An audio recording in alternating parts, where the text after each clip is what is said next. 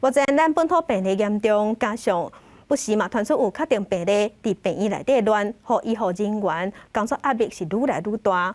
有护理工会就出面呼吁政府要重视第一线医护人员的健康。大家不敢讲现况到底是怎样？你所谓的安定民心，你要安定民心，你是安那些民众的心，然后欺负我们这些护理人员吗？台湾护士医疗产业工会理事长陈玉峰伫面册直播，讲出心中的不满。会遮尔生气，是因为即阵仔发生新冠肺炎确诊者伤害护理人员的事件。由临床护理员表示，病人对护理师歹声扫、起骹动手是接发生的代志。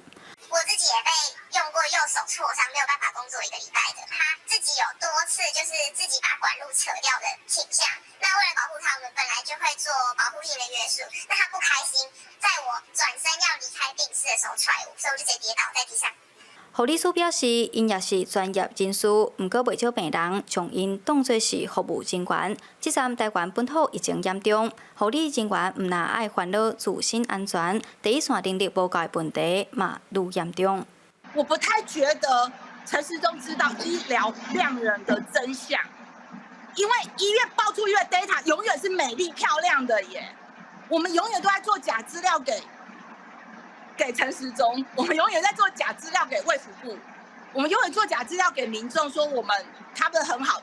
台湾医护欠工，毋是这2-3天才出现的问题。杨秀美讲，基层医护人员不够，整体产业的结构出问题，才会出现病人失控、医护履职等等的现象。嘛，希望民众会当表现好，政府知影对医护人员的需求，政府才会重视。若无，见摆拄到重大灾害，才来补破网，根本补袂赴。记者杨淑晴综合报道。